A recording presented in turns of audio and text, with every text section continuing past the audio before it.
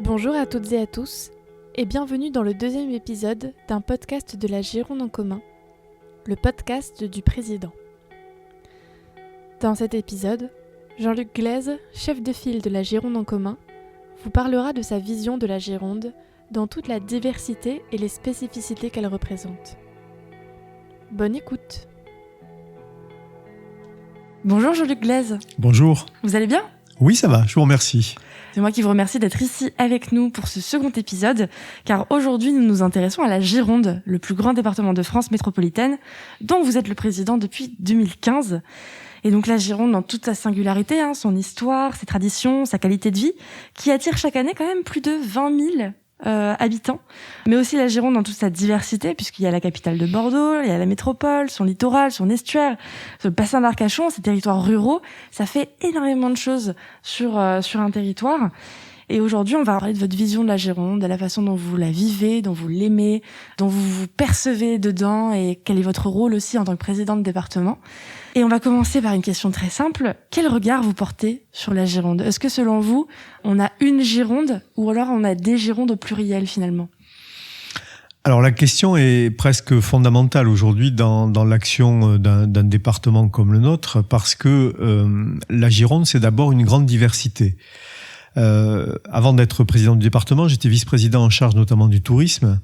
Et une des questions qui se posaient était de savoir comment nous arrivions à promouvoir la Gironde en France pour donner envie à des touristes français d'y venir. Et en fait, on se rend compte que certains départements sont marqués par une typicité, par un type très particulier de patrimoine, d'environnement. Il y a des départements montagneux, il y a des départements très forestiers. Les Landes, par exemple, sont souvent vus comme un département à la fois très forestier et un peu littoral. Mais même si le département en soi est sans doute un petit peu plus divers que ça. Pour nous, la Gironde, c'est vraiment une très grande hétérogénéité parce que nous avons donc ce très long littoral qui est extrêmement important. Cette ville de Bordeaux et sa métropole autour, qui évidemment est un lieu urbain qui accueille beaucoup de populations précisément. Ensuite, il y a une périphérie autour de la métropole qui est un petit peu la zone d'étalement urbain de la métropole avec beaucoup de pavillonnaires, d'habitats pavillonnaires, mais aussi déjà des espaces qui sont relativement préservés. Et ensuite, des secteurs ruraux qui peuvent être relativement éloignés du centre de Bordeaux. Dans ce département, ce qui fait sans doute son plus grand charme, c'est justement qu'on y trouve énormément de choses très différentes, mais qui sont toujours un grand plaisir. Moi, j'ai découvert des choses au cours de mes trajets que je ne connaissais pas dans le département, et à chaque fois, c'est un émerveillement. C'est une belle Gironde que vous nous décrivez là, et vous n'êtes pas le seul à le voir, puisqu'en Gironde, on accueille chaque année plus de 20 000 nouveaux habitants. À votre avis, est-ce que c'est une chance ou une menace pour la Gironde, tout cet brassement de population ? Alors, je pense qu'il vaut toujours mieux gérer l'opulence que la pénurie. J'ai l'occasion de me comparer parfois avec d'autres présidentes ou présidents de départements et de mesurer combien nous pouvons être différents en France entre les départements. La Gironde, c'est 1 600 000 habitants. Si je prends la Lozère, par exemple, c'est 77 000 habitants. La métropole bordelaise, c'est 800 000 habitants. La capitale de la Lozère, Mende, c'est 11 000 habitants, c'est-à-dire un petit peu plus qu'une ville comme Langon. Donc on voit bien que l'échelle n'est pas du tout la même. Et le souci de ma collègue en Corrèze, c'est plutôt d'essayer de maintenir les populations, de ne pas fermer de collèges, alors que nous, notre préoccupation, c'est d'accueillir les populations et d'ouvrir de nouveaux collèges. Donc c'est pas du tout le même sujet. Moi, je pense que c'est quand même une chance que d'avoir des arrivées de populations nouvelles, parce que ce brassage est aussi un facteur d'évolution, de mutation, de réflexion aussi globale sur les questions d'aménagement du territoire. Après, il faut que nous soyons très attentifs au fait que ces arrivées nouvelles ne viennent pas déséquilibrer, dénaturer ce qu'est la Gironde d'aujourd'hui. Et c'est sans doute un des sujets fondamentaux liés à l'urbanisation, par exemple, à l'artificialisation des sols. Donc il faut vraiment que nous soyons très attentifs aux questions de rééquilibrage. Certains secteurs sont très soumis à l'arrivée de nouvelles populations. Je pense au bassin d'Arcachon notamment, y compris d'ailleurs au développement de surfaces commerciales. Et je pense qu'il y a des décisions fortes à prendre sur ces questions-là pour faire en sorte que demain, nous n'ayons pas juste des continuités de zones d'activité, de zones urbaines, mais que nous gardions bien ce caractère rural, environnemental que peut avoir aujourd'hui la Gironde. La Gironde, tout comme le territoire français en général, donc est un territoire quand même assez diversifié. Et il y a un sentiment qui est largement répandu chez les Français, c'est qu'il existe une fracture territoriale un petit peu entre d'un côté les grandes villes riches, qu'on a le sentiment d'être privilégiées par les pouvoirs publics, et il y a les périphéries qui seraient abandonnées, qui seraient en déclin. Et il y a un sentiment d'injustice territoriale, et c'est par là d'ailleurs qu'est né le mouvement des Gilets jaunes, qui a été quand même assez vivace en Gironde. Comment vous l'avez vécu, vous, cette période des Gilets jaunes ? Alors, je l'ai vécu d'abord comme la traduction très concrète de ce que nous savions déjà au département depuis longtemps. Je rappelle que Philippe Madrelle avait pour ligne politique de ne pas avoir de Gironde à deux vitesses. Moi, j'ai repris évidemment cet héritage avec ce souci de corriger les déséquilibres en Gironde. Donc pour nous, ça n'était pas une surprise du tout, c'était tout simplement la traduction de ce sentiment. Alors ce qui est intéressant, c'est de voir quel est le décalage entre la réalité et la représentation. Mais en tout cas, c'est vraiment ce ressenti-là qui était exprimé par ces populations et qui témoignait tout simplement que la Gironde, qui donc accueille ces habitants supplémentaires, grossit notamment au niveau de sa métropole et au niveau d'un certain nombre de villes importantes, et que les territoires ruraux peuvent se sentir à ce moment-là plus isolés, dépossédés d'un certain nombre de services ou d'équipements. C'est aussi une des raisons pour lesquelles nous avons décidé de travailler sur les villes d'équilibre. Ces villes qui constituent l'armature urbaine de la Gironde, qui sont toutes les villes secondaires que l'on peut avoir, l'Espar, Pauillac, Blaye, Coutras, Libourne bien sûr, Castillon, Sainte-Foy, La Réole, Langon. Voilà, toutes ces villes-là structurent en fait la Gironde rurale, et il est important de porter nos efforts vers elles de manière à ce que l'ensemble de ces secteurs ruraux soient accompagnés avec des équipements et des services de proximité. Donc il y a une réalité de ce déséquilibre. Il y a aussi des choses qui contribuent à le corriger, mais il faut un peu de temps entre le ressenti des personnes et la réalité de ce qu'elles vivent. Donc tout cela, il faut continuer à le faire évoluer impérativement. Et alors justement, comment le département corrige cette fracture territoriale ? Alors nous le corrigeons d'abord parce que nous aidons toutes les communes du département. Il faut savoir que nous sommes le dernier département de France à avoir un fonds d'aide aux communes qui permet notamment d'aider la plus petite commune ou la commune la moins peuplée du département. Toutes ont droit à ce fonds. Il y a ensuite plein d'aides qui sont accordées pour leurs équipements, pour leurs services. Je pense à des médiathèques, je pense à des centres culturels, je pense à des salles des fêtes, je pense à déploiement de services de proximité. Nous sommes là pour les aider au mieux. Les villes d'équilibre ont fait l'objet donc d'une attention particulière avec des contrats de villes d'équilibre là pour voir comment on pouvait mettre l'essentiel de nos forces sur ces villes secondaires de manière à ce qu'elles continuent à porter les territoires ruraux. Et puis, il y a aussi le déploiement des services au public. C'est un document qui s'appelle le schéma départemental d'accessibilité des services au public. C'est une obligation légale signée entre l'État et le département qui nous permet d'essayer d'apporter le plus grand nombre de services, notamment dans les secteurs ruraux. Et on commence à avoir un retour d'évaluation de ce schéma avec déjà des résultats qui sont produits via notre présence directe du département ou via des services que nous avons aidé à déployer pour avoir à 10 minutes de chez soi, à 20 minutes de chez soi, à 30 minutes de chez soi, un certain nombre de services plus ou moins vitaux pour le quotidien. Donc c'est en effet accompagner la ruralité. En 2018, vous vous mobilisez contre le projet de métropolisation porté par le gouvernement, qui consiste à transférer les compétences du département à la métropole bordelaise sur son périmètre, pour repositionner l'action du département uniquement sur les zones périurbaines et rurales. Pourquoi cette opposition de Girondins farouches, pour reprendre votre formule de l'époque ? Parce que la métropolisation signifie à ce moment-là que la métropole, sur son territoire, capte la richesse de la métropole et ne la redistribue qu'aux métropolitains.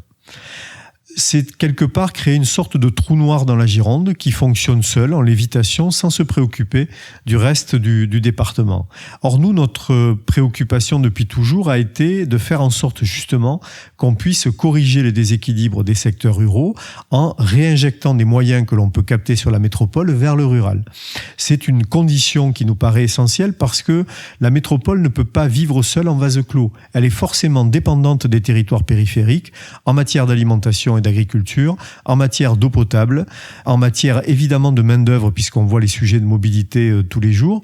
Donc, quoi qu'il en soit, la métropole ne peut pas vivre en lévitation ou en vase clos. Donc, il nous semble, nous, important de faire en sorte de rééquilibrer Et pour cela, le département, systématiquement, fait en sorte que des moyens qu'il capte sur la métropole puissent ensuite être répartis sur le reste du territoire, tout en s'intéressant évidemment aussi à la métropole, puisqu'elle fait partie du territoire départemental et que nous agissons là aussi directement. Mais cette correction des déséquilibres, elle ne peut être opérée que par une collectivité comme la nôtre, qui est au bon niveau d'échelle, qui est un niveau qui permet de prendre en compte à la fois le très urbain, le périurbain et le rural. Donc la métropolisation, pour nous, c'était aller à l'encontre de cette volonté-là et de cette orientation-là. Et il nous a semblé que c'était mettre en péril plus de la moitié des Girondins dans les territoires hors métropole. Donc pour nous, ça n'était pas acceptable. Et quand je dis pour nous, département, ça n'a pas été acceptable pour beaucoup d'autres, puisque le 13 octobre 2018, dans un mouvement qui s'est appelé #Défendons nos territoires, nous avions fait venir 600 à 650 élus, présidents d'associations au département, pour protester contre cette métropolisation et la refuser. Nous n'avons pas d'ailleurs été les seuls en France, puisque la métropolisation a été refusée par d'autres départements. Je pense à la Loire-Atlantique ou à la Haute-Garonne, par exemple, parce que tous les présidents de département jugeaient que c'était une erreur fondamentale que de vouloir la métropolisation. Comment ça s'organise, comme ça, une riposte contre l'État ? Ça s'est organisé en fait très très vite, en quelques jours, parce qu'on a senti que le sujet de la métropolisation était déjà présent depuis quelques mois, on en entendait parler. J'avais appris un petit peu par hasard que Alain Juppé, qui était alors maire de Bordeaux, était allé déjeuner à l'Élysée pour parler de la métropolisation. Et donc, j'avais trouvé qu'il y avait suffisamment d'indicateurs d'inquiétude pour que nous devions agir. Et ce que nous avons fait, c'est très rapidement, nous connaissons les 530 maires de Gironde, nous connaissons beaucoup de présidents d'associations, et donc nous avions mobilisé très rapidement, en prenant contact avec eux, ces maires et ces présidents d'associations, qui sont donc venus, les maires avec leurs écharpes, pour montrer combien ils étaient contre ce principe de métropolisation. Et donc finalement, vous arrivez à vos fins, puisque le projet de métropolisation est finalement abandonné par le gouvernement en 2019. Pensez-vous que ce combat est pour autant définitivement gagné ? Non, il n'est jamais définitivement gagné, parce que je pense que le fantasme aujourd'hui un peu du monde très global que nous connaissons, et de l'Europe et de notre État global, c'est aussi de considérer que l'essentiel de l'armature d'un pays, d'une république comme la nôtre, passe d'abord par ses villes importantes. Et c'est quelque part négliger, en tout cas ne pas prêter suffisamment attention à tous les territoires périphériques. Or, je pense qu'ils constituent quand même une partie importante de ce qu'est notre pays, et donc ils doivent impérativement être considérés. Donc c'est quelque chose qui peut revenir, je pense, dans l'esprit de quelques technocrates zélés.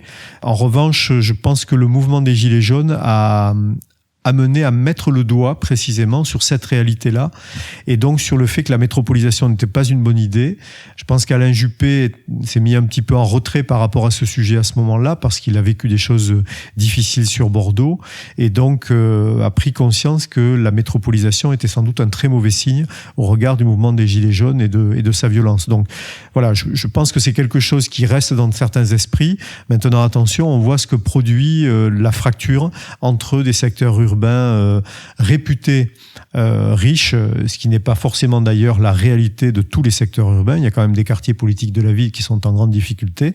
Mais cette image, cette représentation du tissu urbain très riche comparativement à un secteur rural qui serait plus appauvri et moins considéré, reste à mon avis dans les esprits. Donc il faut faire très attention. Et moi je pense qu'il faut beaucoup plus travailler l'interdépendance des territoires que leur fracture. On va parler un peu plus dans l'actualité, puisque je n'apprends à personne que nous traversons une crise sanitaire. Et avec cette crise sanitaire est venu donc des vécus différents du confinement, un développement du télétravail, et on observe surtout dans les sondages que les Français aspirent à quitter les grands centres urbains, à se retrouver dans la ruralité, s'installer dans des villes plus petites, voire même de se mettre carrément au vert à la campagne. Est-ce que vous constatez ce phénomène en Gironde ? Oui, on le constate. Alors, ce qui est intéressant, c'est de voir comment il évolue dans le temps. C'est-à-dire que il y a eu une période au cours de laquelle les secteurs ruraux étaient plutôt prisés parce que l'immobilier ou le locatif était moins cher qu'en ville. Et donc, c'était plutôt les personnes qui avaient moins de moyens, qui avaient des moyens plus modestes, qui partaient en secteurs ruraux et qui constituaient ces nouvelles populations. Les choses tendent à changer. On voit effectivement aujourd'hui, et dans plusieurs points du département, des des familles, des couples qui partent à la campagne parce qu'ils font véritablement ce choix-là. Un nouveau choix de vie, en rupture, parfois en reconversion professionnelle d'ailleurs pour un certain nombre d'entre eux, et qui décident effectivement de s'installer en campagne et de vivre au vert parce qu'ils ne supportent plus la pression, la tension urbaine, l'urbanisation croissante et le sentiment de ne pas avoir d'espace et de place. Et donc je pense que la campagne offre le luxe de l'espace justement. Et donc ces familles commencent effectivement depuis quelque temps à arriver, et la période du confinement, je crois, a accentué les choses. On voit qu'il y a dans un certain nombre de villages ou de petites villes moins de vacants qu'il y en avait précédemment, et plus de logements, de maisons qui sont occupées parce que des gens viennent effectivement les investir. Et alors vous qui venez de la ruralité, est-ce qu'il n'y a pas un petit sentiment de revanche du rural sur l'urbain à ce moment-là ? C'est pas un sentiment de revanche, mais c'est le sentiment véritablement, enfin pour avoir connu la déprise démographique de secteurs ruraux comme celui que je connais bien depuis les années 70. Je pense que c'est la première fois que nous avons quelques signaux qui nous laissent entendre que peut-être que le combat est en train d'être gagné et que désormais la ruralité retrouve ses lettres de noblesse et son attractivité pour des entreprises, parce qu'on a aussi la question aujourd'hui de l'implantation économique des entreprises en secteurs ruraux, entreprises qui aujourd'hui n'en peuvent plus des embouteillages dans Bordeaux, aux alentours de Bordeaux, et qui, lorsque l'activité ne nécessite pas forcément d'être dans la métropole, peuvent se délocaliser en secteurs ruraux. Et je trouve que le phénomène est en train de s'accélérer, de s'accentuer. Donc c'est pas une revanche, mais c'est en tout cas le sentiment que ce combat méritait d'être mené, parce qu'on s'est toujours battu pour maintenir des services, des équipements, des infrastructures. Et donc aujourd'hui, c'est quelque part un juste retour des choses, me semble-t-il, et l'innovation et la modernité est en train d'être démontrées au moins autant qu'en secteur urbain. Et alors comment le département compte accompagner cet exode urbain justement dans la ruralité ? Alors nous essayons de l'accompagner d'abord avec tout le volet alimentaire et tout le volet donc quelque part agricole aussi, puisque nous avons un plan qui s'appelle Gironde alimentaire et qui vise à faire en sorte que nous puissions déployer des systèmes alimentaires locaux, c'est-à-dire de l'alimentation locale dans les secteurs notamment ruraux. Nous l'accompagnons aussi parce que nous accompagnons tous les projets autour de l'économie sociale et solidaire, et bon nombre des projets qui sont portés par ces nouvelles populations relèvent de l'économie sociale et solidaire. Nous aidons aussi des associations, et ils s'en créent, portées par ces nouveaux habitants. Donc c'est au fur et à mesure, si vous voulez, de ce qui s'installe sur le terrain, eh bien nous essayons d'y être attentifs. Nous avons eu aussi un film qui avait restitué quelques initiatives intéressantes dans le département. Ici et maintenant, la Gironde s'invente, qui donnait à voir quelques initiatives, mais nous avons aussi l'intention d'avoir ensuite peut-être un repérage cartographique. On a déjà une plateforme là-dessus qui permet de repérer l'ensemble de ces projets. Et puis j'ai envie de dire que le projet le plus abouti, celui qui permet d'avoir une politique publique départementale pour tous partout, c'est sans doute le déploiement de Gironde Oméga, qui est donc le déploiement de la fibre optique dans tout le département, qui nous permet véritablement d'aller partout et à terme d'ici 2024 d'avoir desservi toutes les habitantes et tous les habitants de Gironde où qu'ils habitent en très haut débit. Mais je pourrais aussi citer le plan collège qui se répartit quand même sur le département, une partie sur la métropole, mais une partie aussi sur les secteurs ruraux. Très bien, merci Jean-Luc Glay. Est-ce que vous avez quelque chose à nous dire en plus sur votre vision de la Gironde qu'on n'aurait pas abordé ? Peut-être l'avenir qui est à envisager, c'est celui de la capacité à articuler et à équilibrer l'arrivée des nouvelles populations avec l'occupation du sol et l'occupation de l'espace. Il y a un vrai sujet aujourd'hui autour de la question de l'artificialisation des sols, c'est-à-dire le fait qu'on construise sur des espaces naturels, mais en même temps, il y a une vraie préoccupation, et notamment dans les secteurs ruraux, de pouvoir continuer à accueillir des entreprises de la population, puisque désormais, il semble qu'il y ait un changement de mouvement et que la ruralité puisse aujourd'hui un peu plus accueillir que par le passé. Il va falloir être très attentif à cet équilibre qui sera essentiel, parce qu'il ne faudrait pas que toutes les règles qui concernent l'urbanisme empêchent certaines communes quand même de se consolider. Autant la question de l'artificialisation des sols, de l'étalement urbain est un vrai sujet dans ce département, autant pour certaines communes, leur sujet est très simple, c'est est-ce que je peux maintenir mes classes dans mon école ? Est-ce que je peux maintenir les quelques commerces que j'ai dans mon village ? Et pour cela, il faut pouvoir accueillir des populations. Donc c'est cet équilibre qu'il va falloir probablement travailler. Nous arrivons donc à la fin de cet entretien. Nous espérons que les personnes qui écouteront ce podcast en auront appris un peu plus sur votre vision de la Gironde, ce territoire divers, singulier, mais aussi sur son devenir à l'heure des grandes mutations territoriales. Je crois qu'on peut dire que vous êtes bel et bien un Girondin un peu farouche, Monsieur Glaise. Merci beaucoup et à bientôt pour un nouveau podcast. À très bientôt.